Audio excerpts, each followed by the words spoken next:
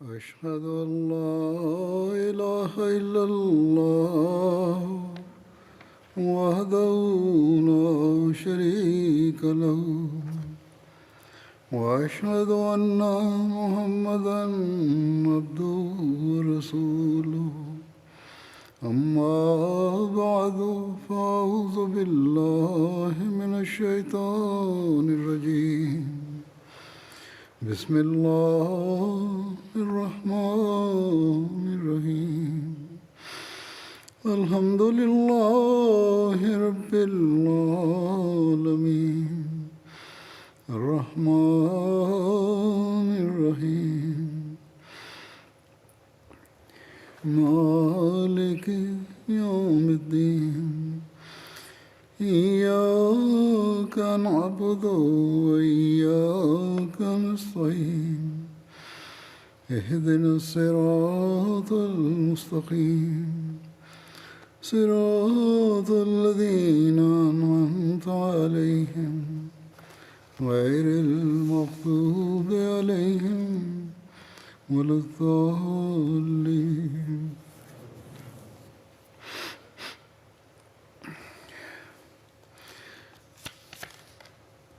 جن لوگوں کو حضرت صلی اللہ علیہ وسلم نے جنت کی بشارت عطا فرمائی تھی، ان میں حضرت عمر بھی تھے۔ حضرت ابو موسیٰ بیان کرتے ہیں کہ نبی کریم صلی اللہ علیہ وسلم کے ساتھ مدینہ کے باغوں میں سے ایک باغ میں تھا۔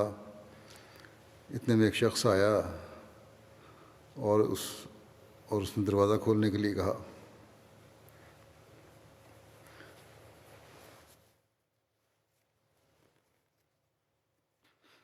نبی کریم صلی اللہ علیہ وسلم نے فرمایا اس کے لیے دروازہ کھولو اور اس کو جنت کی بشارت دو۔ میں نے اس کے لیے دروازہ کھولا تو میں کیا دیکھتا ہوں کہ حضرت ابوبکر ہیں۔ میں نے ان کو اس بات کی بشارت دی جو نبی کریم صلی اللہ علیہ وسلم نے فرمائی تھی۔ انہوں نے الحمدللہ کہا۔ پھر ایک اور شخص آیا اور اس نے دروازہ کھولنے کے لیے کہا۔ نبی کریم صلی اللہ علیہ وسلم نے فرمایا اس کے لیے دروازہ کھولو اور اس کو جنت کی بشارت دو۔ میں نے دروازہ کھولا تو دیکھتا ہوں کہ حضرت عمر ہیں۔ میں نے ان کو وہ بات بتائی جو نبی کریم صلی اللہ علیہ وسلم نے فرمائی۔ انہوں نے الحمدللہ کہا۔ پھر ایک اور شخص آیا، دروازہ اس نے کھولنے کے لیے کہا۔ آپ نے فرمایا کہ اس کے لیے دروازہ کھولو اور اس کو بھی جنت کی بشارت دو۔ باوجود ایک مصیبت کے جو اسے پہنچے گی، حضرت نے فرمایا اس کو جنت کی بشارت دو باوجود ایک مصیبت کے جو اسے پہنچے گی۔ تو کیا دیکھتا ہوں کہ وہ حضرت عثمان ہیں۔ میں نے ان کو وہ بات بتائی جو نبی صلی اللہ علیہ وسلم نے فرمائی تھی۔ انہوں نے بھی الحمدللہ کہا۔ پھر کہا مصیبت سے محفوظ رہنے کے لیے اللہ ہی سے مدد طلب کی جا سکتی ہے۔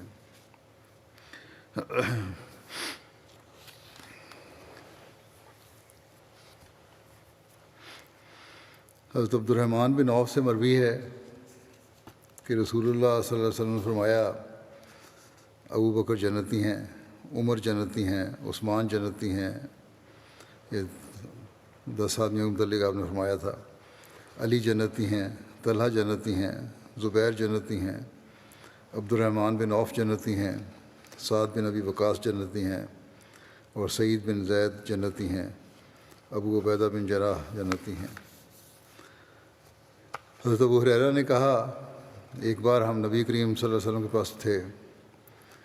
آپ صلی اللہ علیہ وسلم نے فرمایا میں سویا ہوا تھا، میں نے اپنے آپ کو جنت میں دیکھا تو کیا دیکھتا ہوں کہ ایک عورت ایک محل کے پاس وضو کر رہی ہے۔ میں نے پوچھا یہ محل کس کا ہے؟ لوگوں نے کہا کہ عمر بن خطاب کا۔ ان کی غیرت کا مجھے خیال آیا تو میں واپس چلا آیا۔ یہ سن کر حضرت عمر بھی وہاں بیٹھے ہوئے تھے۔ آپ روئے اور کہا یا رسول اللہ کیا میں آپ سے غیرت کروں گا؟ یوں واپس آ گئے، برکت بخش تھے۔ حضرت ابو سعید خدری سے روایت ہے کہ نبی کریم صلی اللہ علیہ وسلم نے فرمایا علیین والوں میں سے کوئی شخص جنت والوں پر جھانکے گا تو اس کے چہرے کی وجہ سے جنت جگمگا اٹھے گی، گویا ایک چمکتا ہوا ستارہ ہے۔ حضرت ابوبکر اور حضرت عمر بھی ان میں سے ہیں، اور وہ دونوں کیا ہی خوب ہیں۔ حضرت عبداللہ بن مسعود سے مروی ہے کہ نبی اکرم صلی اللہ علیہ وسلم نے فرمایا تمہارے پاس جنت والوں میں سے ایک شخص آ رہا ہے، تو حضرت ابوبکر رضی اللہ تعالیٰ عنہ آئے۔ پھر آپ نے فرمایا تمہارے پاس جنت والوں میں سے ایک شخص آ رہا ہے، تو حضرت عمر رضی اللہ عنہ آئے۔ اسی طرح ایک روایت میں ہے، حضرت انس سے روایت ہے کہ رسول اللہ صلی اللہ علیہ وسلم نے فرمایا، حضرت ابوبکر اور حضرت عمر کے بارے میں فرمایا کہ یہ ابوبکر اور عمر جنت کے اولین اور آخرین کے تمام بڑی عمر کے لوگوں کے سردار ہیں، سوائے انبیاء اور مرسلین کے۔ پھر حضرت ابو ہریرہ بیان کرتے ہیں کہ رسول اللہ صلی اللہ علیہ وسلم نے فرمایا عمر بن خطاب اہل جنت کے چراغ ہیں۔ حضرت عمر رضی اللہ عنہ کے مقام کے بارے میں ایک اور جو روایت ہے وہ آن صلی اللہ علیہ وسلم کے سے یوں مروی ہے۔ حضرت عقبہ بن عامر بیان کرتے ہیں کہ رسول اللہ صلی اللہ علیہ وسلم نے فرمایا اگر میرے بعد کوئی نبی ہوتا تو ضرور عمر بن خطاب ہوتے، یعنی یہ فوری بات نبوت کی بات ہے، ورنہ تو آنے والے مسیح اور مہدی کو حضرت صلی اللہ علیہ وسلم نے خود نبی اللہ کہہ کے فرمایا۔ رسول اللہ صلی اللہ علیہ وسلم کا حضرت عمر کو محدث کہنا، اس بارے میں حضرت عائشہ روایت کرتی ہیں کہ رسول اللہ صلی اللہ علیہ وسلم نے فرمایا کہ یقیناً پہلی امتوں میں محدثین ہوتے تھے، اور مگر اگر میری امت میں کوئی ہے تو وہ عمر بن خطاب ہیں۔ حضرت ابو ہریرہ بیان کرتے ہیں کہ رسول اللہ صلی اللہ علیہ وسلم نے فرمایا تم میں سے پہلے جو امتیں تھیں ان میں ایسے لوگ تھے جو محدث ہوا کرتے تھے، اور اگر میری امت میں سے کوئی ایسا ہے تو وہ عمر ہیں۔ محدث وہ ہیں ان کو کثرت سے الہام اور کشوف ہوتے ہیں۔ پھر فرمایا تم سے پہلے جو نبی جو بنی اسرائیل ہوئے ہیں ان میں ایسے آدمی آ چکے ہیں جن سے اللہ کلام کیا کرتا تھا بغیر اس کے کہ وہ نبی ہوتے تھے، اگر میری امت میں بھی ان میں سے کوئی ایسا ہے تو وہ عمر ہیں۔ حضرت مسیح موعود علیہ الصلوۃ والسلام فرماتے ہیں خدا تعالیٰ ہمیشہ استعاروں سے کام لیتا ہے، اور طبع اور خاصیت اور استعداد کے لحاظ سے ایک کا نام دوسرے پر وارد کر دیتا ہے۔ جو ابراہیم کے دل کے موافق دل رکھتا ہے وہ خدا تعالیٰ کے نزدیک ابراہیم ہے، اور جو عمر فاروق کا دل رکھتا ہے وہ خدا تعالیٰ کے نزدیک عمر فاروق ہے۔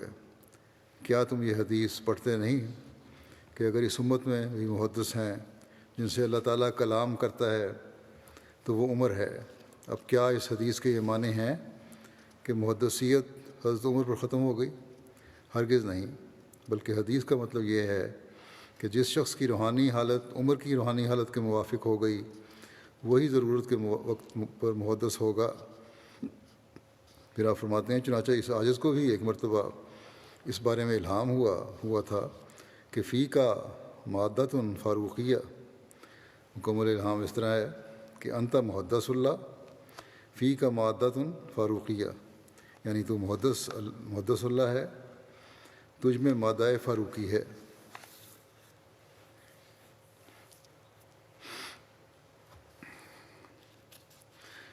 جیسا کہ پہلے بھی ایک خطبہ میں بیان کر چکا ہوں گزشتہ کی بات میں سے کہ حضرت عمر نے حفاظت و تدوین قرآن کی تجویز دی تھی۔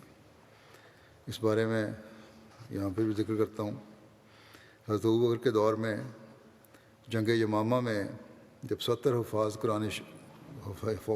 قرآن شہید ہوئے تو اس بارے میں حضرت زید بن ثابت انصاری روایت کرتے ہیں کہ جب یمامہ کے لوگ شہید کیے گئے حضرت ابوبکر نے مجھ کو بلا بھیجا، اور اس وقت ان کے پاس حضرت عمر تھے۔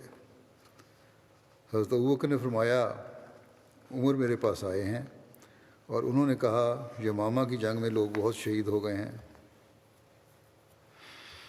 اور مجھے اندیشہ ہے کہ کہیں اور لڑائیوں میں بھی قاری نہ مارے جائیں اور اس طرح قرآن کا بہت سا حصہ ضائع ہو جائے گا، سوائے اس کے کہ تم قرآن کو ایک جگہ جمع کر دو، اور میری یہ رائے ہے کہ آپ قرآن کو ایک جگہ جمع کریں۔ حضرت ابوبکر نے فرمایا کہ میں نے عمر سے کہا کہ میں ایسی بات، یعنی حضرت عمر نے کہا میری یہ رائے ہے کہ قرآن کو جمع کریں۔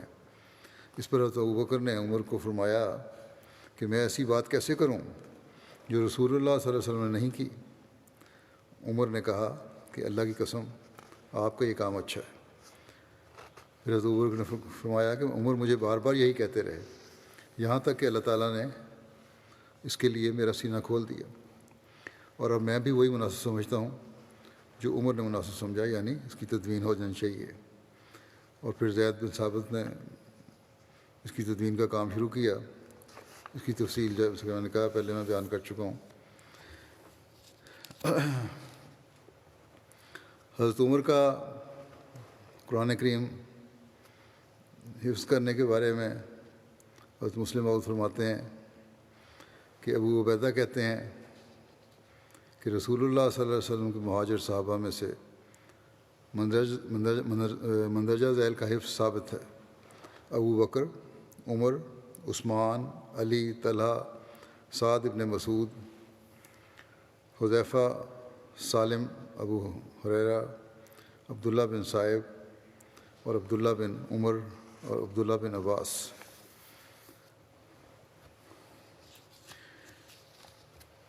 یہ بھی کہا جاتا ہے کہ بعض وہی جو ہوئی حضرت صلی اللہ علیہ وسلم پر ان کی حضرت عمر کی موافقت کی وجہ سے وجہ ہے، یا حضرت عمر کی موافقت ہے اس کے بعد ان وحیوں سے۔ صحاح ستہ کی روایت میں حضرت عمر کی موافقات کا ذکر جن احادیث میں آیا ہے، 3 باتوں میں موافقت کا ذکر ملتا ہے۔ تاہم اگر صرف صحاح ستہ کی ان روایات کو یکجائی صورت میں دیکھا جائے تو ان کی تعداد 7 تک بنتی ہے۔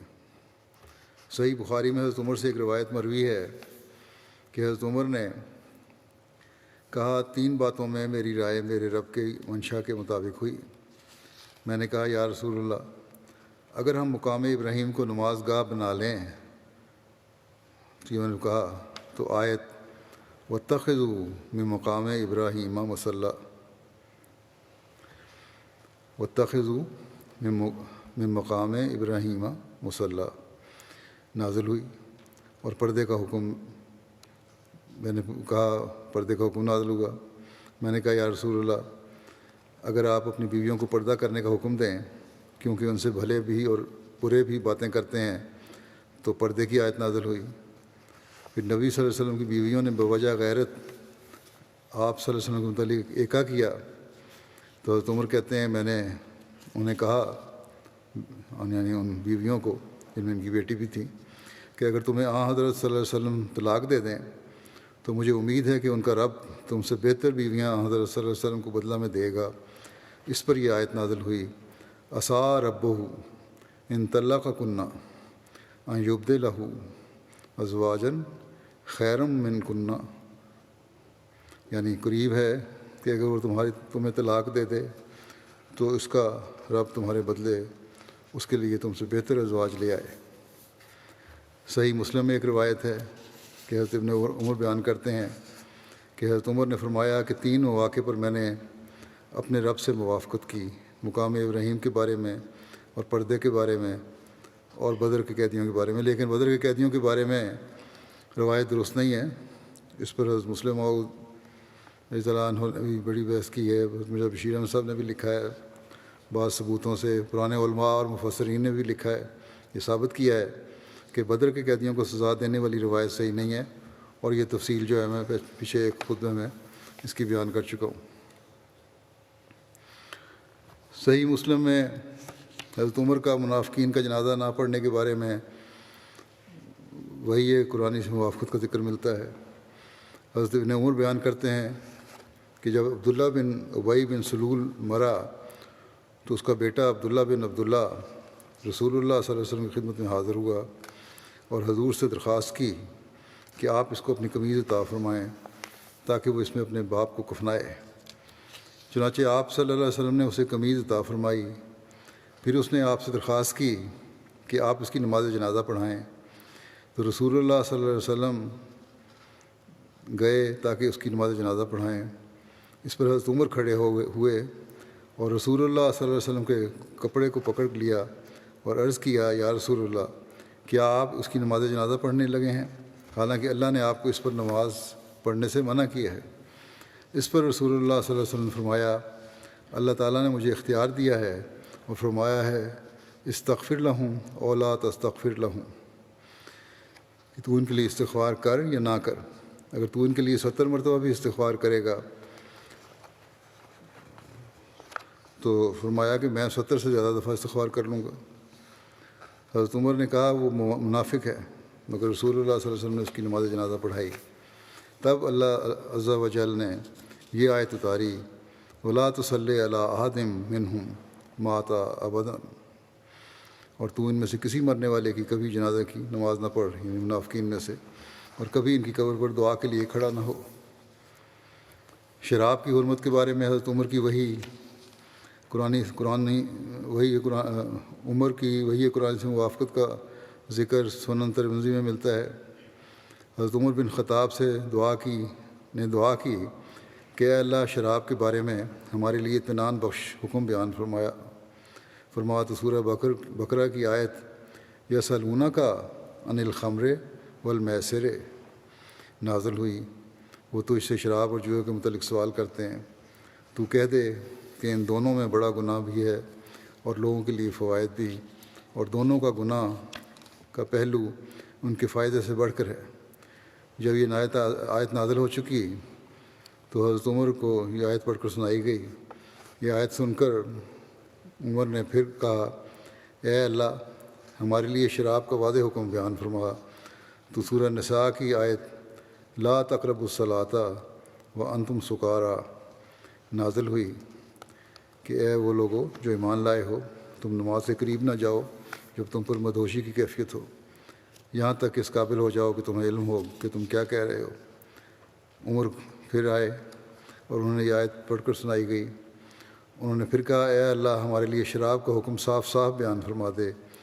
تو سورہ مائدہ کی آیت انما یرید الشیطان ان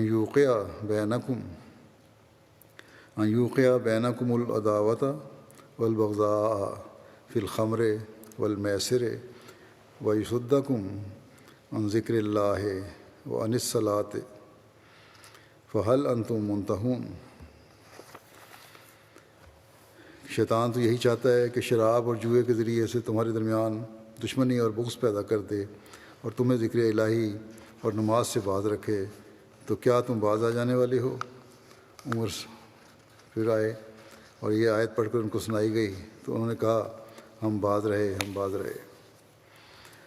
صحاح ستہ میں مذکور ان موافقات کے علاوہ بھی سیرت نگاروں نے متعدد موافقات کا ذکر کیا ہے۔ چنانچہ علامہ سیوطی نے 20 کے قریب موافقات کا ذکر کیا ہے۔ حضرت مسیح موعود علیہ الصلوۃ والسلام بیان فرماتے ہیں کہ حضرت عمر رضی اللہ عنہ کا درجہ جانتے ہو کہ صحابہ میں کس قدر بڑا ہے، یہاں تک کہ بعض اوقات ان کی رائے کے موافق قرآن شریف نازل ہو جایا کرتا تھا، اور ان کے حق میں یہ حدیث ہے کہ شیطان عمر کے سائے سے بھاگتا ہے۔ دوسری یہ حدیث ہے کہ اگر میرے بعد کوئی نبی ہوتا تو عمر ہوتا۔ تیسری یہ حدیث ہے کہ پہلی امتوں میں محدث ہوتے رہے ہیں، اگر اس امت میں کوئی محدث ہے تو وہ عمر ہے۔ حضرت عمر کا غزوات میں مشورہ دینا اور حضرت صلی اللہ علیہ وسلم کو اسے قبول فرمانا، اس بارے میں روایت ہے کہ حضرت ابو ہریرہ یا حضرت ابو سعید جو روایت کرنے والے ہیں اعمش، ان کو شک ہے کہ ان میں سے کون تھا۔ بہرحال وہ کہتے ہیں ان سے روایت ہے کہ جب غزوہ تبوک کے دن تھے تو لوگوں کو سخت بھوک لگی۔ انہوں نے کہا، یا رسول اللہ، اگر آپ ہمیں اجازت دیں تو ہم اپنے پانی لانے والے اونٹ ذبح کر لیں اور ہم کھائیں اور چکنائی استعمال کریں۔ آپ نے فرمایا، کر لو۔ کہتے ہیں اس پر حضرت عمر آئے اور عرض کیا یا رسول اللہ اگر آپ نے ایسا کیا تو سواریاں کم ہو جائیں گی، ہاں لوگوں کو اپنا باقی ماندہ ذات راہ لانے کا ارشاد فرمائیں، جو بھی کچھ کسی کے پاس کھانے کی چیز ہے وہ لے آئے، پھر ان کے لیے اس پر برکت کے لیے دعا کریں، بعید نہیں کہ اللہ تعالیٰ اس میں برکت رکھ دے۔ رسول اللہ صلی اللہ علیہ وسلم نے فرمایا ہاں یہ ٹھیک ہے۔ راوی کہتے ہیں کہ آپ صلی اللہ علیہ وسلم نے ایک چمڑے کا دسترخوان منگوایا اور بچھا دیا اسے، اور پھر ان کے باقی ماندہ ذات منگوائے، جو بھی کھانے کو سامان تھا وہ منگوایا۔ راوی کہتے ہیں کوئی مٹھی بھر مکئی لایا، کوئی مٹھی بھر کھجوریں، کوئی روٹی کا ٹکڑا وغیرہ لے آیا، یہاں تک اس دسترخوان پر اس میں سے کچھ تھوڑا سا اکٹھا ہو گیا۔ راوی کہتے ہیں کہ رسول اللہ صلی اللہ علیہ وسلم نے اس پر برکت کی دعا کی، پھر فرمایا اپنے برتنوں میں لے لو۔ انہوں نے برتنوں میں اس کو لے لیا، یہاں تک کہ لشکر میں کوئی برتن نہ چھوڑا مگر اس کو بھر لیا۔ پھر سب نے کھایا اور سیر ہو گئے اور کچھ بچ بھی گیا۔ تب رسول اللہ صلی اللہ علیہ وسلم نے فرمایا میں گواہی دیتا ہوں کہ اللہ کے سوا کوئی معبود نہیں اور میں اللہ کا رسول ہوں، اور جو شخص بغیر کسی شک کے ان دونوں شہادتوں کے ساتھ خدا سے ملے گا وہ جنت سے روکا نہیں جائے گا۔ یہ مسلم کی روایت ہے۔ بخاری میں یہ روایت اس طرح درج ہے، یزید بن ابو عبید نے حضرت سلمہ بن اکوع رضی اللہ عنہ سے روایت کی کہ انہوں نے کہا کہ ایک سفر میں لوگوں کے زیادہ راہ کم ہو گئے اور ان کے پاس کچھ نہ رہا، اور وہ نبی صلی اللہ علیہ وسلم کے پاس اپنے اونٹ ذبح کرنے کے لیے اجازت مانگنے آئے۔ آپ نے انہیں اجازت دے دی۔ پھر حضرت عمر ان لوگوں سے ملے اور انہوں نے حضرت عمر کو بتایا، تو حضرت عمر نے کہا اپنے اونٹوں کے بعد تم کیسے گزارا کرو گے؟ یہ کہہ کر حضرت عمر نبی صلی اللہ علیہ وسلم کے پاس گئے اور کہا یا رسول اللہ وہ اپنے اونٹوں کے بعد کیسے گزارا کریں گے؟ رسول اللہ صلی اللہ علیہ وسلم نے فرمایا لوگوں میں منادی کرو کہ سب اپنا بچا ہوا زاد راہ لے آئیں۔ پھر آپ صلی اللہ علیہ وسلم نے دعا کی اور اس زاد راہ کو برکت دی، پھر ان کے برتن منگوائے اور لوگوں نے بھر بھر کر لینا شروع کیا، یہاں تک کہ جب وہ فارغ ہو گئے تو رسول اللہ صلی اللہ علیہ وسلم نے فرمایا کہ میں شہادت دیتا ہوں کہ اللہ کے سوا کوئی معبود نہیں اور میں اللہ کا رسول ہوں۔ اذان کی جو ابتدا ہوئی ہے اس بارے میں بھی حضرت عمر نے خواب دیکھی تھی۔ حضرت مسلم موعود بیان فرماتے ہیں کہ اللہ تعالیٰ کی وحی صحابہ پر نازل ہوئی۔ رسول کریم صلی اللہ علیہ وسلم کے زمانے میں عبداللہ بن زید ایک صحابی تھے، اللہ تعالیٰ نے ان کو وحی کے ذریعے سے اذان سکھائی، اور رسول کریم صلی اللہ علیہ وسلم نے انہی کی وحی پر انحصار کرتے ہوئے مسلمانوں میں اذان کا رواج ڈالا تھا۔ بعد میں قرآنی وحی نے بھی اس کی تصدیق کر دی۔ حضرت عمر رضی اللہ عنہ فرماتے ہیں کہ مجھے بھی خدا تعالیٰ نے یہی اذان سکھائی تھی، مگر 20 دن تک میں خاموش رہا، اس خیال سے کہ ایک اور شخص رسول کریم صلی اللہ علیہ وسلم سے بات بیان کر چکا ہے۔ ایک روایت میں یہ بھی بات بھی ہے کہ ایک فرشتے نے مجھے آ کر اذان سکھائی اور میں اس وقت پوری طرح سویا ہوا نہیں تھا، یہ حضرت عمر نے فرمایا، کچھ جاگ رہا تھا۔ سنن ترمذی کی یہ روایت ہے جو میں پہلے بھی بیان کر چکا ہوں، لیکن یہاں بھی بیان کر دیتا ہوں۔ آخر میں اس کے جو الفاظ ہیں وہ بتاتے ہیں کہ حضرت صلی اللہ علیہ وسلم کے نزدیک حضرت عمر کے خواب کی کتنی اہمیت تھی۔ محمد بن عبداللہ بن زید اپنے والد سے روایت کرتے ہیں کہ ہم صبح کے وقت رسول اللہ صلی اللہ علیہ وسلم کے پاس آئے اور میں نے آپ کو خواب سنائی۔ آپ صلی اللہ علیہ وسلم نے فرمایا یقیناً یہ رویا سچی ہے، تم بلال کے ساتھ جاؤ، یقیناً وہ تم سے اونچی اور لمبی آواز والے ہیں، ان کو بتاتے جاؤ جو تمہیں بتایا گیا ہے، بس وہ اس کی منادی کرے۔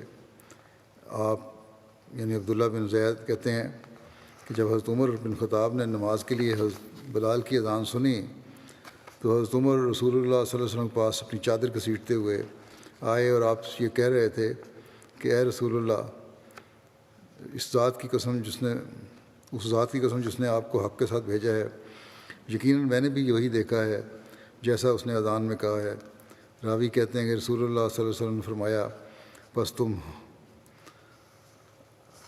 حمد اللہ کے لیے ہی ہے، بس تمام حمد اللہ ہی کے لیے ہے، بس یہ بات زیادہ پختہ ہے، یعنی اب تصدیق مزید ہو گئی۔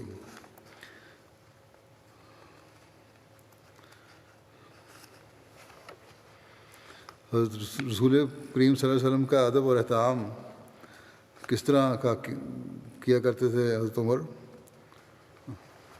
وہ کیا مقام تھا حضرت صلی اللہ علیہ وسلم کا، اس بارے میں حضرت ابن عمر رضی اللہ عنہما سے روایت ہے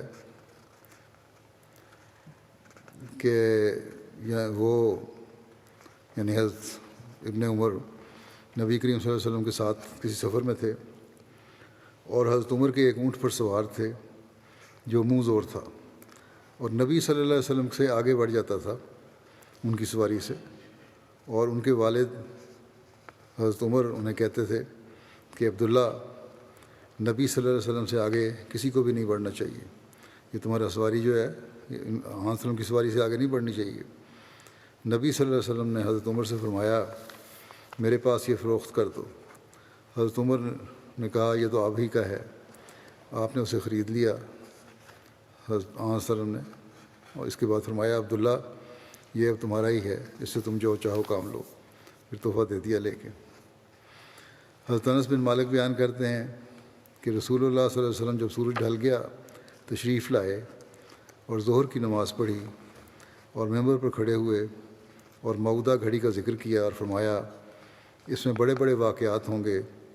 پھر فرمایا جو شخص کچھ پوچھنا چاہے تو پوچھ لے، تم جو کچھ بھی مجھ سے پوچھو گے میں تمہیں بتاؤں گا، جب تک کہ میں اپنے اس مقام میں ہوں۔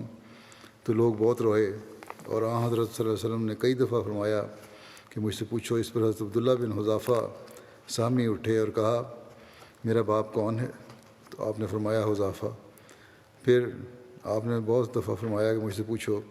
اس پر حضرت عمر اپنے گھٹنوں کے بل کھڑے ہو گئے اور کہا رضینہ باللہ ربًا و بالاسلام دینًا و بمحمد نبی، کہ ہم راضی ہیں کہ اللہ ہمارا رب ہے اور اسلام ہمارا دین اور محمد ہمارے نبی ہیں۔ آپ صلی اللہ علیہ وسلم خاموش ہو گئے۔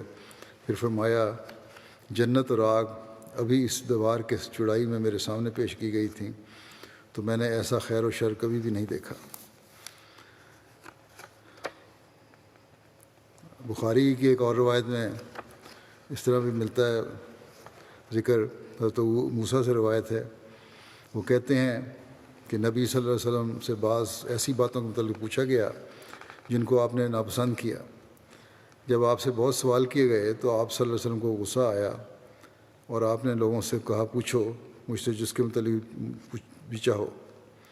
تب ایک شخص نے کہا میرا باپ کون ہے؟ فرمایا تمہارا باپ حذافہ ہے۔ اس کے بعد ایک اور اٹھا اور اس نے کہا یا رسول اللہ میرا باپ کون ہے؟ آپ نے فرمایا تمہارا باپ شیبہ کا آزاد کردہ غلام سالم ہے۔ جب حضرت عمر نے اس تغیر کو دیکھا جو آپ کے چہرے پہ تھا تو انہوں نے کہا یا رسول اللہ صلی اللہ علیہ وسلم، ہم اللہ عز و جل کے حضور اپنی غلطی سے رجوع کرتے ہیں۔ پھر بخاری کی ہی ایک دوسری روایت بھی ہے، اس میں آتا ہے، زہری سے روایت ہے، وہ کہتے ہیں کہ حضرت انس بن مالک نے مجھے بتلایا کہ رسول اللہ صلی اللہ علیہ وسلم باہر نکلے تو حضرت عبداللہ بن حذافہ کھڑے ہو گئے اور انہوں نے کہا یا رسول اللہ صلی اللہ علیہ وسلم میرا باپ کون ہے؟ آپ نے فرمایا تمہارا باپ حذافہ ہے۔ پھر آپ نے بہت دفعہ فرمایا پوچھو مجھ سے، مگر حضرت عمر نے دو زانوں ہو کر عرض کیا اور انہوں نے کہا ہم راضی ہیں کہ اللہ ہمارا رب ہے اور اسلام ہمارا دین ہے اور محمد صلی اللہ علیہ وسلم ہمارے نبی ہیں۔ اس پر آپ خاموش ہو گئے۔ حضرت ابو قتادہ انصاری رضی اللہ عنہ سے روایت ہے کہ رسول اللہ صلی اللہ علیہ وسلم سے آپ کے روزے کے بارے میں سوال کیا گیا۔ راوی کہتے ہیں کہ رسول اللہ صلی اللہ علیہ وسلم ناراض ہوئے تو حضرت عمر نے کہا ہم اللہ تعالیٰ کے رب ہونے پر اور اسلام کے دین ہونے پر اور محمد صلی اللہ علیہ وسلم کے رسول ہونے پر اور اپنی بیعت کے حقیقی بیعت ہونے پر راضی ہیں۔ صحیح بخاری میں ایک اور روایت ہے کہ حضرت عمر ایک دفعہ حضرت صلی اللہ علیہ وسلم کے پاس آئے۔ اس وقت آپ صلی اللہ علیہ وسلم ایک بالا خانے میں ٹھہرے ہوئے تھے۔ حضرت عمر بیان کرتے ہیں کہ میں آپ کے پاس گیا، کیا دیکھتا ہوں کہ آپ ایک چٹائی پر لیٹے ہوئے ہیں، آپ کے اور چٹائی کے درمیان کوئی بچھونا نہیں، اس لیے چٹائی نے آپ کے پہلو پر نشان ڈالے ہوئے ہیں، ایک چمڑے کے تکیے پر ٹیک لگائے ہوئے ہیں جس میں کھجور کی چھال بھری ہوئی ہے۔ میں نے آپ صلی اللہ علیہ وسلم کے گھر کی طرف آنکھ اٹھا کر دیکھا تو اللہ کی قسم 3 کچی کھالوں کے سوا وہاں کوئی چیز نہیں تھی جو مجھے نظر آئی ہو۔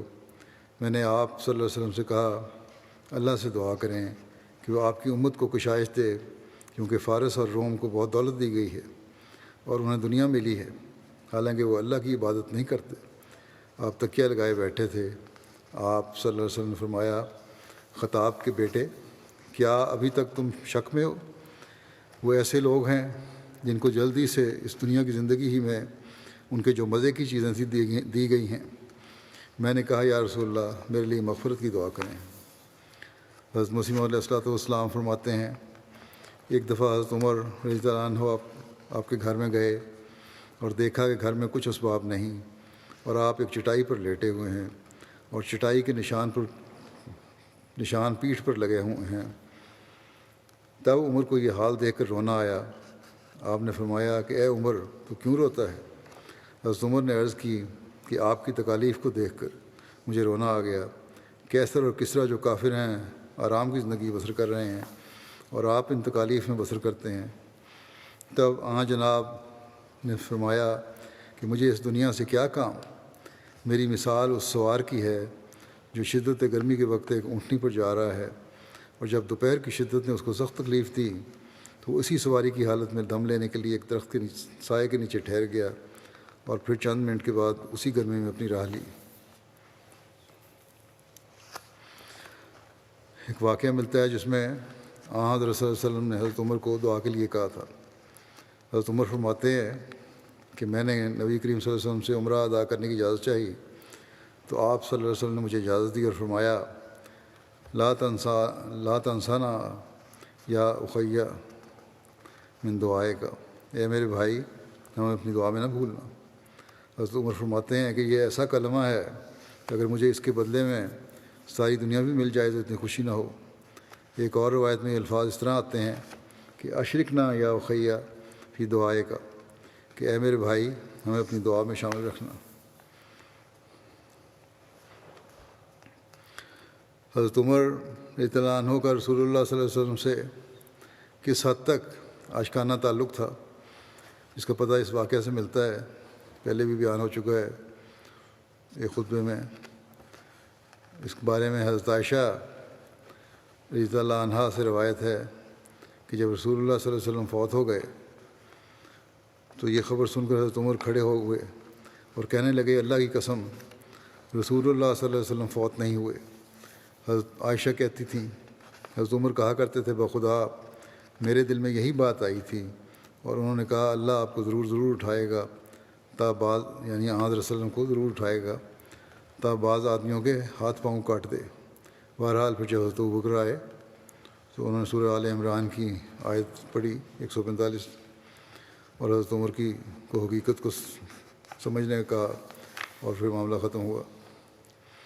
اس بارے میں حضرت مسلم موعود رضی اللہ عنہ فرماتے ہیں، حضرت صلی اللہ علیہ وسلم کی وفات پر صحابہ کا اجماع بھی اسی مسئلے پر ہوا ہے کہ کل انبیاء وفات پا گئے ہیں، اور اس کی یہ وجہ ہوئی کہ آپ کی وفات پر حضرت عمر کو خیال پیدا ہو گیا تھا کہ آپ ابھی زندہ ہیں اور دوبارہ تشریف لائیں گے، اور آپ کو اپنے استعداد پر اس قدر یقین تھا کہ آپ اس شخص کی گردن اڑانے کو تیار تھے جو اس کے خلاف کہے۔ لیکن حضرت صدیق جب تشریف لائے اور آپ نے کل صحابہ کے سامنے یہ آیت پڑھی کہ وما محمد الا رسول قد خلت من قبل الرسل، تو حضرت عمر فرماتے ہیں کہ میرے پاؤں کانپ گئے اور میں صدمے کے مارے زمین پر گر گیا، اور صحابہ فرماتے ہیں کہ ہمیں یوں معلوم ہوا کہ جیسے یہ آیت آج ہی اتری ہے، اور ہم اس دن اس آیت کو بازاروں میں پڑھتے پھرتے تھے۔ بس اگر کوئی نبی زندہ موجود ہوتا تو یہ استدلال درست نہیں تھا کہ جب سب نبی فوت ہو گئے تو آپ کیوں فوت نہ ہوتے۔ حضرت عمر کہہ سکتے تھے کہ آپ کیوں دھوکہ دیتے ہیں، حضرت مسیح ابھی زندہ آسمان پر بیٹھے ہیں، وہ زندہ ہیں تو کیوں ہمارے حضرت صلی اللہ علیہ وسلم زندہ نہیں رہ سکتے۔ مگر سب صحابہ کا سکوت اس بات پر دلالت کرتا ہے کہ وہ سب صحابہ کا یہی مذہب تھا کہ حضرت مسیح فوت ہو گئے ہیں۔ اس بارے میں حضرت مسیح علیہ السلام نے بھی بیان فرمایا ہے، وہ تفصیل میں پہلے ایک خطبے میں بیان کر چکا ہوں۔ حضرت عمر کس طرح رسول اللہ صلی اللہ علیہ وسلم کی پیروی کرتے تھے، اس بارے میں حضرت ابن عمر بیان کرتے ہیں کہ کہ رسول کریم صلی اللہ علیہ وسلم نے حجر اسود کی طرف منہ کیا، پھر اپنے ہونٹ اس پر رکھ دیے اور دیر تک روتے رہے۔ آپ صلی اللہ علیہ وسلم نے مڑ کر دیکھا تو حضرت عمر بن خطاب کو بھی روتے پایا۔ آپ صلی اللہ علیہ وسلم نے فرمایا، اے عمر، یہ وہ جگہ ہے جہاں آنسو بہائے جاتے ہیں۔ آپس نے حضرت عمر رضی اللہ عنہ سے روایت کی کہ وہ حجر اسود کے پاس آئے اور اس کو چوما اور کہا، میں خوب جانتا ہوں کہ تو ایک پتھر ہی ہے، نہ نقصان دے سکتا ہے نہ نفع۔ اگر میں نے نبی صلی اللہ علیہ وسلم کو تجھے چومتے نہ دیکھا ہوتا تو تجھے ہرگز نہ چومتا۔ حضرت مسلم موعود فرماتے ہیں کہ حضرت عمر رضی اللہ عنہ ایک دفعہ طواف کر رہے تھے کہ آپ حجر اسود کے پاس سے گزرے اور آپ نے اسے اپنی سوٹی ٹکرا کر کہا کہ میں جانتا ہوں کہ تو ایک پتھر ہے اور تجھ میں کبھی طاقت نہیں، تجھ میں کچھ بھی طاقت نہیں، مگر میں خدا کے حکم کے متحد تجھے چومتا ہوں۔ یہی جذبہ توحید تھا جس نے ان کو دنیا میں سربلند کیا۔ وہ خدائے واحد کے توحید کے کامل عاشق تھے۔ وہ یہ برداشت نہیں کر سکتے تھے کہ اس کی طاقتوں میں کسی اور کو شرک کیا جائے، یعنی خدا تعالیٰ کی طاقتوں میں۔ بے شک وہ حجر اسود کا ادب بھی کرتے تھے، مگر اس لیے کہ خدا تعالیٰ نے کہا ہے کہ اس کا ادب کرو، نہ اس لیے کہ حجر اسود کے اندر کوئی خاص بات ہے۔ وہ سمجھتے تھے کہ اگر خدا تعالیٰ ہمیں کسی حقیر سے حقیر چیز کو چومنے کا حکم دے دے تو ہم اس کو چومنے کے لیے بھی تیار ہیں، کیونکہ ہم خدا تعالیٰ کے بندے ہیں، کسی پتھر یا مکان کے بندے نہیں۔ بس وہ ادب بھی کرتے تھے اور توحید کو بھی نظر انداز نہیں ہونے دیتے تھے، اور یہی ایک سچے مومن کا مقام ہے۔ ایک سچا مومن بیت اللہ کو ویسے ہی پتھروں کا ایک مکان سمجھتا ہے جیسے دنیا میں اور ہزاروں مکان پتھروں کے بنے ہوئے ہیں۔ ایک سچا مومن حجر اسود کو ویسا ہی پتھر سمجھتا ہے جیسے دنیا میں اور کروڑوں پتھر موجود ہیں، مگر وہ بیت اللہ کا ادب بھی کرتا ہے۔ وہ حجر اسود کو چومتا بھی ہے، کیونکہ وہ جانتا ہے کہ میرے رب نے ان چیزوں کے ادب کرنے کا مجھے حکم دیا ہے، مگر باوجود اس کے وہ اس مکان کا ادب کرتا ہے، باوجود اس کے کہ وہ حجر اسود کو چومتا ہے، پھر بھی وہ اس یقین پر پوری مضبوطی کے ساتھ قائم ہوتا ہے کہ میں خدائے واحد کا بندہ ہوں، کسی پتھر کا بندہ نہیں۔ یہی حقیقت تھی جس کا حضرت عمر رضی اللہ عنہ نے اظہار کروایا۔ آپ نے حجر اسود کو سوٹی ماری اور کہا، میں تیری کوئی حیثیت نہیں سمجھتا، تو ویسا ہی پتھر ہے جیسے اور کروڑوں پتھر دنیا میں نظر آتے ہیں، مگر میرے رب نے کہا ہے کہ تیرا ادب کیا جائے، اس لیے میں ادب کرتا ہوں۔ یہ کہہ کر وہ آگے بڑھے اور اس پتھر کو بوسہ دیا۔ حضرت عبداللہ بن عمر بیان کرتے ہیں کہ حضرت عمر بن خطاب نے رسول اللہ صلی اللہ علیہ وسلم سے پوچھا، جب کہ آپ طائف سے واپس آنے کے بعد جیرانہ میں تھے، اور عرض کیا، یا رسول اللہ، میں نے جاہلیت میں مسجد حرام میں ایک روز اعتکاف کرنے کی نظر مانی تھی، آپ کا کیا ارشاد ہے؟ آپ نے فرمایا، جاؤ اور ایک دن کا اعتکاف کرو۔ بہرحال جو جائز نظر ہے وہ کسی بھی زمانے میں ہو اسے پوری کرنی چاہیے۔ یہ سبق دیا صلی اللہ علیہ وسلم نے۔ پھر راوی کہتے ہیں کہ ایک دفعہ رسول اللہ صلی اللہ علیہ وسلم نے انہیں خمس میں سے ایک لڑکی دی۔ جب رسول اللہ صلی اللہ علیہ وسلم نے لوگوں کے قیدی آزاد کیے اور حضرت عمر نے ان کی آوازیں سنی تو وہ کہہ رہے تھے کہ ہمیں رسول اللہ صلی اللہ علیہ وسلم نے آزاد کر دیا۔ تو حضرت عمر نے پوچھا، کیا بات ہے؟ انہوں نے کہا کہ رسول اللہ صلی اللہ علیہ وسلم نے لوگوں کے قیدی آزاد کر دیے ہیں۔ تو حضرت عمر نے کہا، اے عبداللہ، اپنے بیٹے کو، کہ تم اس لڑکی کے پاس جاؤ جو آنسر نے دی تھی اور اسے آزاد کر دو۔ حضرت حذیفہ کو نبی کریم صلی اللہ علیہ وسلم کا رازدار کہا جاتا تھا۔ غزوہ تبوک کے دوران کا ایک واقعہ ہے کہ حضرت حذیفہ بیان کرتے ہیں کہ رسول اللہ صلی اللہ علیہ وسلم اپنی سواری سے نیچے اترے تو اس وقت آپ پر وحی نازل ہوئی۔ آپ صلی اللہ علیہ وسلم کی سواری بیٹھی ہوئی تھی تو وہ کھڑی ہو گئی اور اس نے اپنی مہار کو کھینچنا شروع کر دیا۔ میں نے اس کی مہار پکڑ لی اور رسول اللہ صلی اللہ علیہ وسلم لا کر بٹھا دیا۔ پھر میں اس اونٹنی کے پاس بیٹھا رہا یہاں تک کہ نبی کریم صلی اللہ علیہ وسلم کھڑے ہو گئے اور میں اس اونٹنی کو آپ کے پاس لے گیا۔ آپ صلی اللہ علیہ وسلم نے پوچھا، کون ہے؟ تو میں نے جواب دیا کہ حذیفہ۔ رسول اللہ صلی اللہ علیہ وسلم نے فرمایا، میں تمہیں ایک راز سے آگاہ کرنے والا ہوں اور تم اس کا کسی سے ذکر نہ کرنا۔ مجھے فلاں فلاں شخص کی نماز جنازہ پڑھنے سے منع کیا گیا ہے۔ اور آپ صلی اللہ علیہ وسلم نے منافقین کی ایک جماعت کا نام لیا۔ جب رسول اللہ صلی اللہ علیہ وسلم کی وفات ہو گئی تو حضرت عمر کے دور خلافت میں جب کوئی شخص فوت ہو جاتا، جس شخص کے متعلق حضرت عمر کو یہ سمجھتے تھے کہ وہ منافقین کی اس جماعت سے تعلق رکھتا ہے، تو آپ حضرت حذیفہ کا ہاتھ پکڑ کر انہیں نماز جنازہ پڑھنے کے لیے ساتھ لے جاتے۔ اگر تو حضرت حذیفہ آپ کے ساتھ چل پڑتے تو حضرت عمر بھی اس شخص کا نماز جنازہ ادا کر لیتے، اور اگر حضرت حذیفہ اپنا ہاتھ حضرت عمر کے ہاتھ سے چھڑوا لیتے تو حضرت عمر بھی اس کی نماز جنازہ ترک کر دیتے۔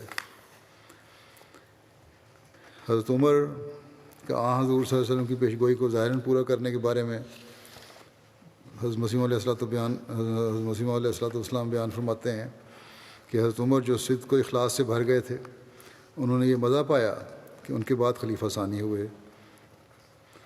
غرض اس طرح پر ہر ایک صحابی نے پوری عزت پائی۔ کیسر و کسریٰ کے اموال اور شہزادیاں ان کے ہاتھ آئیں۔ لکھا ہے کہ ایک صحابی کسریٰ کے دربار میں گیا، ملازمان کسریٰ نے سونے چاندی کی کرسیاں بچھا دیں اور اپنی شان و شوکت دکھائی۔ اس نے کہا کہ ہم اس مال کے ساتھ فریفتہ نہیں ہوئے، ہم کو تو وعدہ دیا گیا ہے کسریٰ کے کڑے بھی ہمارے ہاتھ آ جائیں گے۔ چنانچہ حضرت عمر رضی اللہ عنہ نے وہ کڑے ایک صحابی کو پہنا دیے تاکہ وہ پیش گوئی پوری ہو۔ حضرت مسلم اور بیان فرماتے ہیں کہ سونا پہننا مردوں کے لیے جائز نہیں، لیکن حضرت عمر نے کسریٰ کے کڑے ایک صحابی کو پہنائے، اور جب اس نے ان کے پہننے سے انکار کیا تو اس کو آپ نے ڈانٹا اور فرمایا کہ رسول اللہ صلی اللہ علیہ وسلم نے فرمایا تھا کہ تیرے ہاتھوں میں مجھے کسریٰ کے کڑے نظر آتے ہیں۔ اسی طرح ایک موقع پر کسریٰ کا تاج اور اس کا ریشمی لباس جب غنیمت کے اموال میں آیا تو حضرت عمر نے ایک شخص کو اس لباس اور اس تاج کے پہننے کا حکم دیا، اور جب اس نے پہن لیا تو آپ رو پڑے اور فرمایا چند دن ہوئے کسریٰ اس لباس کو پہن کر اور اس تاج کو سر پر رکھ کر ملک ایران پر جابرانہ حکومت کرتا تھا، اور آج وہ جنگلوں میں بھاگا پھر رہا ہے۔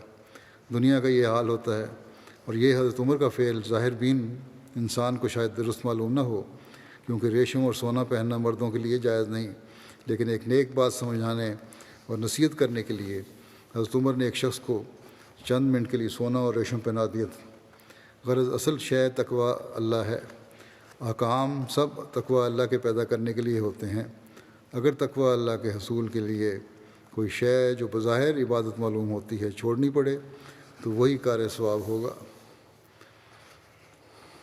عبداللہ بن عمر سے روایت ہے کہ نبی صلی اللہ علیہ وسلم نے فرمایا خواب میں مجھے دکھایا گیا کہ میں ایک کنویں پر کھڑا ڈول سے جو چرخی پر رکھا ہوا تھا پانی کھینچ کر نکال رہا ہوں۔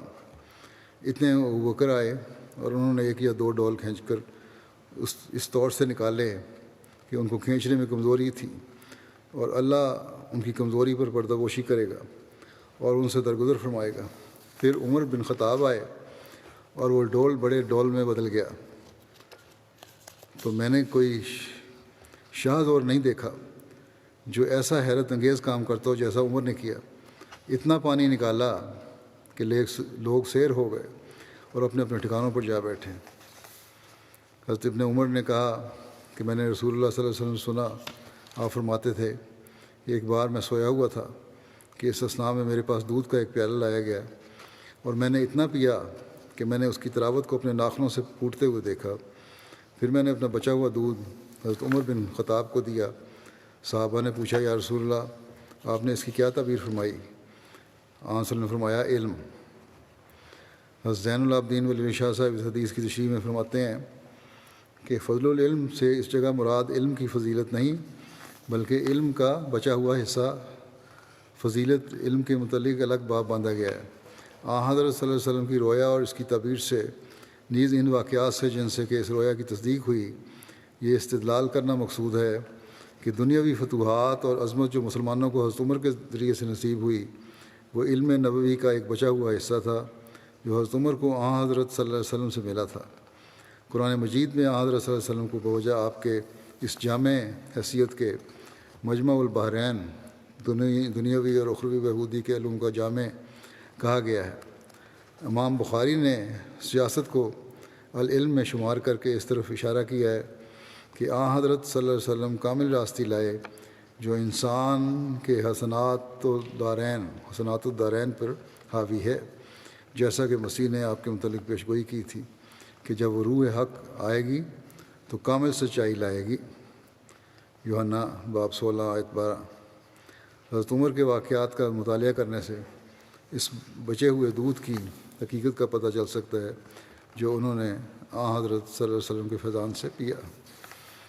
حضرت مسلم موعود رضی اللہ عنہ بیان فرماتے ہیں کہ رسول کریم صلی اللہ علیہ وسلم کے سامنے ایک دفعہ حضرت عمر نے خواب کی حالت میں دودھ کا پیالہ ملنے کا ذکر کیا تو آپ نے فرمایا اس سے مراد علم ہے۔ حضرت ابو سعید خدری بیان کرتے ہیں کہ میں نے رسول اللہ صلی اللہ علیہ وسلم سے سنا، آپ فرماتے تھے میں سویا ہوا تھا، میں نے لوگوں کو دیکھا کہ میرے سامنے پیش کیے گئے ہیں اور انہوں نے قمیضیں پہنی ہوئی ہیں، تو ان میں سے بعض کی قمیضیں چھاتیوں تک ہی پہنچتی ہیں اور ان میں سے بعض اس کے نیچے تک، اور عمر بھی میرے سامنے پیش کیے گئے، انہوں نے قمیض پہنی ہوئی تھی جس کو گھسیٹ رہے تھے۔ صحابہ نے کہا آپ نے اس سے کیا مراد لی؟ تو آپ نے فرمایا دین۔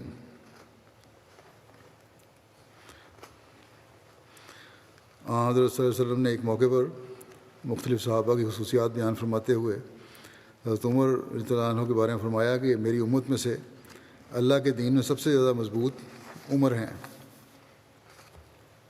حضرت مالک بن اقبال سے روایت ہے کہ حضرت عمر نے فرمایا اپنا محاسبہ کرو قبل اس کے کہ تمہارا محاسبہ کیا جائے، کیونکہ یہ زیادہ آسان ہے، یا فرمایا تمہارے حساب کے لیے زیادہ آسان ہے، اور اپنے نفس کو تولو قبل اس کے کہ تمہیں تولا جائے، اور سب سے بڑھ کر بڑی پیشی کے لیے تیاری کرو۔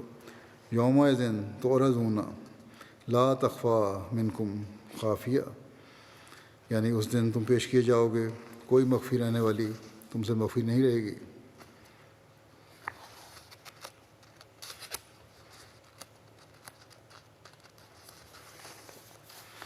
حضرت حسن کبھی حضرت عمر کا ذکر کرتے تو فرماتے اللہ کی قسم اگرچہ وہ پہلے اسلام لانے والوں میں سے نہیں تھے اور نہ ہی اللہ کے راستے میں خرچ کرنے والوں میں سب سے زیادہ افضل تھے، لیکن وہ دنیا سے بے رغبتی میں اور اللہ تعالیٰ کے احکام کے معاملے میں سختی میں لوگوں پر غالب تھے، احکام کے معاملے میں سختی میں لوگوں پر غالب تھے، اور اللہ کے بارے میں کسی ملامت کرنے والے کی ملامت سے نہیں ڈرتے تھے۔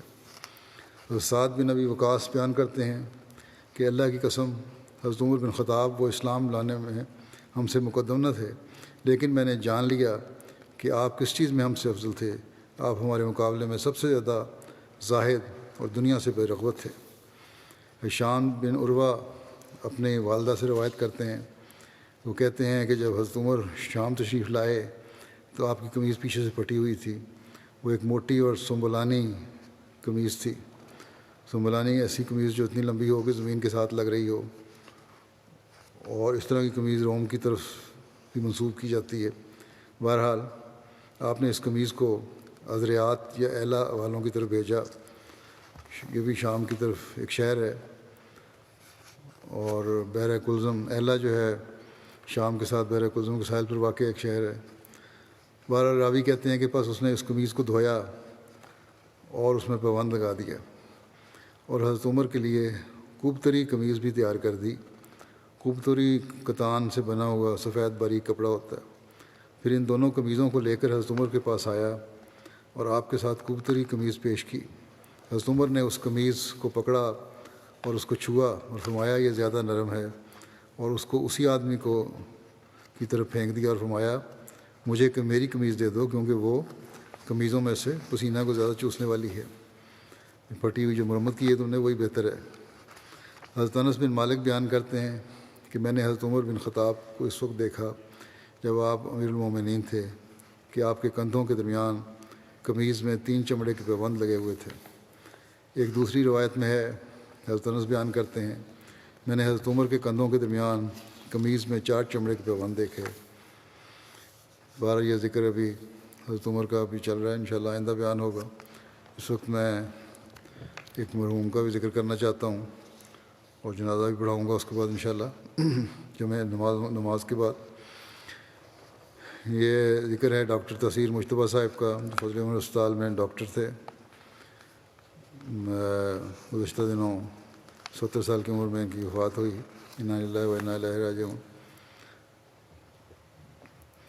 مختلف عوارض میں تو تھیں ان کو، لیکن بہرحال ایک دم ان کی طبیعت خراب ہوئی اور اس کے بعد پھر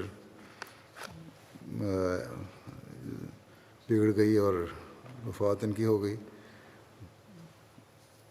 انا للہ و انا الیہ راجعون۔ ڈاکٹر صاحب کے خاندان میں احمدیت ان کے والد کے کزن سید فخر الاسلام صاحب بھی حضرت مسیح علیہ السلام کے ذریعے سے آئی تھی، لیکن ڈاکٹر تاثیر مجتبیٰ صاحب کے والد غلام مجتبیٰ صاحب نے اپنی طالب علمی کے زمانے میں 1938 میں بیعت کی اور احمدی ہوئے تھے۔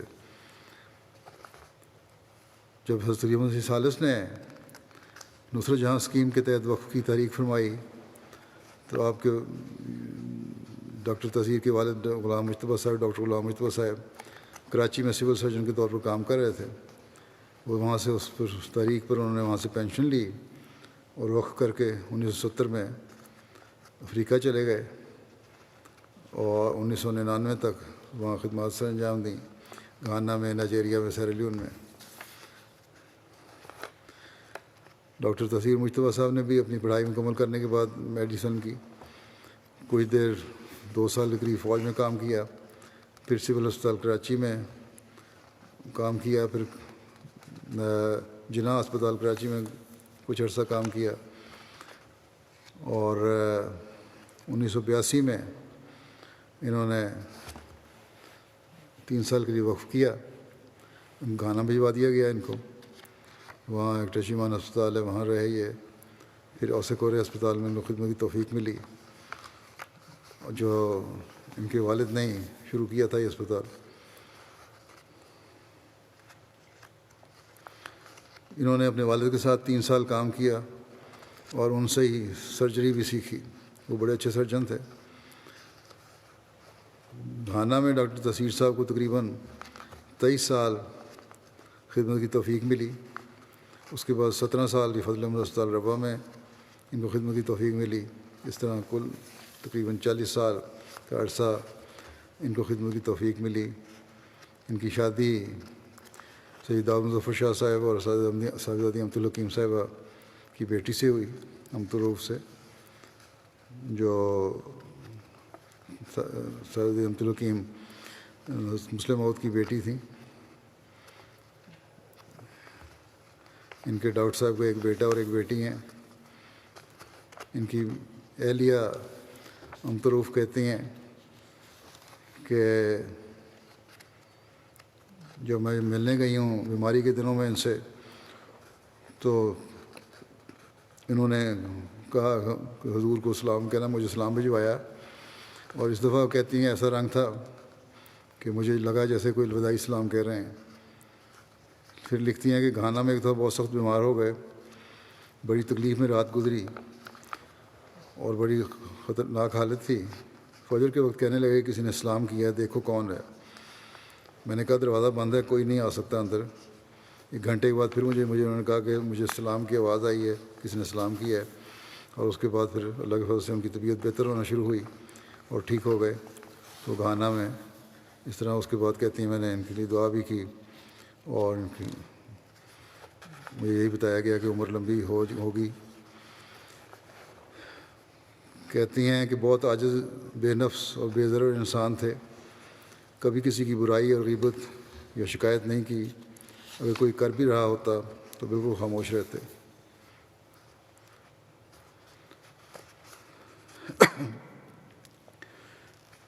ان کے بھائی ڈاکٹر صاحب کے لکھتے ہیں کہ ہم نے دیکھا کہ مریضوں کو چھٹی کے بعد بھی چیک کر رہے ہوتے تھے، اور کہتے یہ تھے کہ یہ مریض باقی ڈاکٹر کیونکہ کم دیکھتے ہیں اور مریض ہسپتال میں آتے ہیں تو بجائے کہ واپس چلے جائیں اسی طرح بغیر علاج کے، تو اس لیے میں دیکھ لیتا ہوں اور باقی ڈاکٹروں کا بوجھ بھی اپنے اوپر لے لیتا ہوں۔ بہت شریف النفس اور کم گو شخصیت کے مالک تھے۔ سیکیورٹی کا عملہ اور ہسپتال کے کارکنان نے بتایا کہ ہمیشہ مسکرا کر حال پوچھا کرتے اور گزرتے۔ عموماً مریضوں سے، خاص طور پر احمدیوں سے، ان کو بہت زیادہ حسن سلوک ہوتا تھا، اور عموماً فیس لیے بغیر ہی معائنہ کیا کرتے تھے اگر کوئی پاس آ جاتا ہسپتال کے وقت کے علاوہ۔ جامعہ احمدیہ کے پرنسپل ربا کے لکھتے ہیں بشر صاحب کہ میں نے ان کو بعض دفعہ موقعوں پر ان کے ساتھ بیٹھنے کی توفیق ملی، اور بہت کم کو انسان تھے، بڑی نرمی سے اور شگفتگی سے اور محبت سے اور عزت و انکسار سے بات کرتے تھے. اور کہتے ہیں ایسی عاجزی اور انکساری اور سادگی میں نے کسی میں نہیں دیکھی. کہتے ہیں ہسپتال میں بھی لوگوں سے میں نے سنا ہے، غریب لوگوں سے بھی، اور ایسے ایسے واقعات سنے ہیں کہ رشک آتا تھا اور خوشی بھی ہوتی تھی کہ ہسپتال میں ایسے ڈاکٹر موجود ہیں.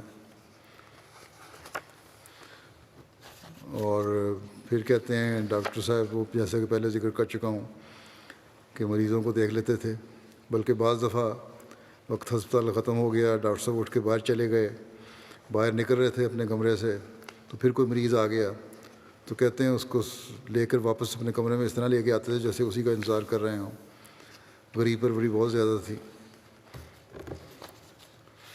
اطہر زبیر صاحب یہاں جرمنی کے چیئرمین ہیومینٹی فرسٹ کہتے ہیں میں دورے پہ، ڈاکٹر صاحب جب میں 2004 میں دورے پہ گیا ہوں افریقہ کے، تو گھانا میں بھی اور باقی جگہوں پہ ڈاکٹر صاحب میرے ساتھ رہے ہیں دورے پہ.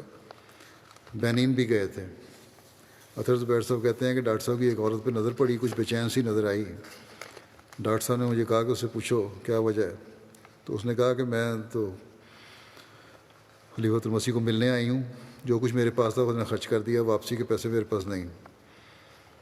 تو ڈاکٹر صاحب نے کہا اچھا اس کو 30,000 فرانک صیفہ دے دو. کہتے ہیں اس وقت اس زمانے میں یہ تقریباً 1 مہینے کی ایک عام آدمی کی تنخواہ کے برابر رقم تھی کہ ڈاکٹر صاحب نے فوراً ادا کر دی. حنیف محمود صاحب بھی لکھتے ہیں کہ انتہائی میانہ روی اور انکساری نظر آتی تھی. وافقین کے ساتھ بہت پیار اور محبت کا سلوک کرتے تھے. ایک دفعہ ان کی اہلیہ بیمار ہوئیں تو ان کا علاج کیا، بلکہ کہتے ہیں کہ ہم نے صرف ویسے مشورے کے لیے گئے تھے، دکھانے تو گئے نہیں تھے. انہوں نے کہا کہ پرچی، ہم نے کہا پرچی نہیں بنی. تو بڑے فوری طور پہ اپنے مددگار کو بلایا اور اپنی جیب سے 100 روپیہ نکال کے اس کو دیا کہ جا کے پرچی بنوا کے لے آؤ ان کی. اور ہمارے کہنے کے باوجود بھی پیسے نہیں لیے. لکھتے ہیں کہ معصوم چہرے کے ساتھ انسان کے روپ میں ایک چلتا پھرتا فرشتہ تھے. خاموش طبع وجود تھے، اور مسجد مبارک میں بھی نماز پڑھنے آتے تو بڑی خاموشی کے ساتھ آتے اور لمبی نمازیں ادا کرتے. ڈاکٹر مظفر چودھری صاحب جو ہیں یورولوجسٹ، یہاں یو کے میں رہتے ہیں، یہ بھی وہاں جاتے رہتے ہیں وقفے عارضی پہ. کہتے ہیں خاموش طبع، نہایت شفیق، ہمدرد انسان تھے. نئی چیزیں سیکھنے کا بہت شوق تھا، لوگوں کی مدد کر سکیں تاکہ. اور کہتے ہیں جب بھی میں وقفے عارضی پہ گیا تو آپ کے دفتر میں بیٹھتا تھا اور آپ اپنی کرسی میں مجھے بٹھاتے تھے اور آپ دوسری جگہ جا کے بیٹھ جاتے تھے، باوجود میرے زور دینے پر کہ آپ اپنی جگہ بیٹھیں. وکیل المال اول تاریخ جدید روا لقمان صاحب کہتے ہیں کہ بہت سی خوبیوں کے مالک تھے، مالی قربانی کا خاص شغف رکھتے تھے. جب سے کہتے ہیں پاکستان میں آئے ہیں، تحریک جدید کا چندہ ہر سال اول وقت میں اعلان ہونے کے فوراً بعد خود آ کر دفتر مال اول میں جمع کروا دیتے تھے. پھر لکھتے ہیں کہ ڈاکٹری ان کا پیشہ تھا، لیکن ہمیشہ انسانیت کی خدمت ان کا مطمع نظر معلوم ہوتا تھا. ایلوپیتھی کے علاوہ اگر ضرورت پڑے تو یہ نہیں ہے کہ کوئی دوسرا علاج قابل قبول نہیں ہے، ہومیوپیتھی کا علاج بھی کر دیا کرتے تھے. ڈاکٹر نعیم صاحب آج کل جو انچارج ہیں آسوکور ہسپتال کے، وہ کہتے ہیں کہ بطور مشنری انچارج مشنری ڈاکٹر 21 سال خدمات میں جا لاتے رہے آسوکورے میں. اور کہتے ہیں آج ان کی وفات کی خبر سن کے بہت سارے لوگ اس علاقے کے اور اس گاؤں قصبے کے بھی اور اس علاقے کے بھی آئے، اور ان کا تعلق ڈاکٹر صاحب کے ساتھ تھا. بہت رنجیدہ تھے سارے اور خاص طور پہ تجدید کر رہے تھے، اور کہتے تھے کہ ڈاکٹر صاحب بہت سادہ طبیعت، کم گو اور اپنے کام میں مگن رہنے والے، غریب پرور اور نہایت مہمان نواز شخصیت کے حامل تھے. اسی طرح ان کو دنیاوی علم کے ساتھ جماعتی کتب اور حضرت مسیح علیہ السلام کی کتب پڑھنے کا بھی گہرا لگاؤ تھا.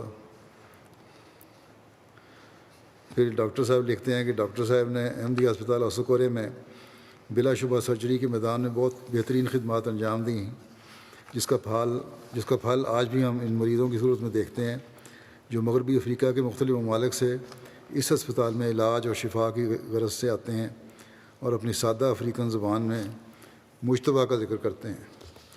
تحصیل مجتبیٰ کا نام تھا ان کا، تو ڈاکٹر مجتبیٰ کے نام سے جانے جاتے تھے۔ ان کے والد بھی یہاں رہے ہیں کچھ سال، اسی نام سے پھر یہ چلتا رہا آگے نام بھی۔ انہوں نے ہسپتال کے کمپاؤنڈ میں خصوصی مسجد بھی بنوائی۔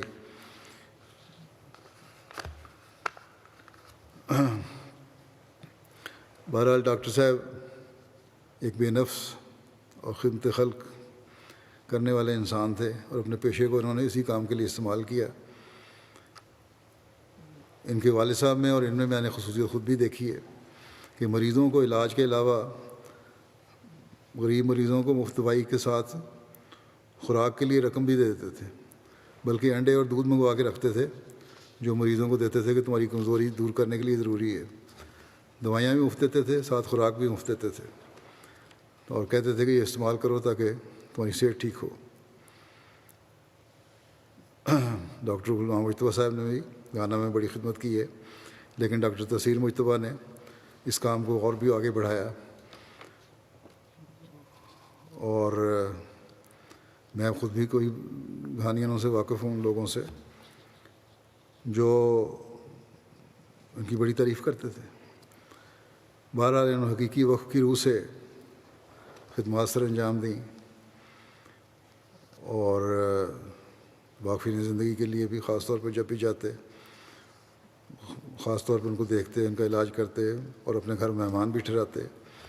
خلیفہ مسیح راوے رحمہ اللہ تعالیٰ جب دورے پہ گئے ہیں تو انہوں نے بھی ان کے یہاں قیام فرمایا تھا، اور مہمان نوازی خاص تھی ان کا ایک خصوصیت۔ اور جو انہوں نے لکھا ہے حنیف صاحب نے کہ ایک فرشتہ تھے، یقیناً ایک چلتا پھرتا فرشتہ تھے، اللہ تعالیٰ انہیں غریق رحمت کرے، درجات بلند کرے۔ مہمان نوازی کے ضمن میں یہ بھی کہہ دوں کہ مہمان نوازی بھی مرد اسی وقت کر سکتا ہے جب گھر کی عورت بھی کر رہی ہو۔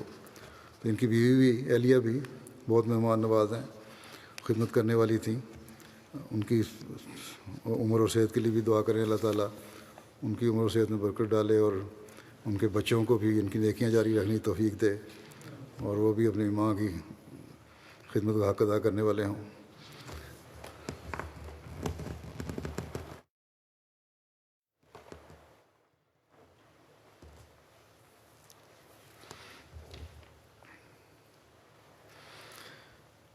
الحمد للہ نحمدہ ونستعینہ ونستغفرہ ونؤمن بہ ونتوکل علیہ ونعوذ باللہ من شرور انفسنا ومن سیئات اعمالنا من یہدہ اللہ فلا مضل لہ ومن يضلل فلا هادي له ونشهد أن لا إله إلا الله ونشهد أن محمدا عبده ورسوله عباد الله رحمكم الله إن الله يأمر بالعدل والإحسان وإيتاء ذي القربى وينهى عن الفحشاء والمنكر والبغي يعظكم لعلكم تذكرون اذكروا الله يذكركم وادعوه يستجب لكم ولذكر الله أكبر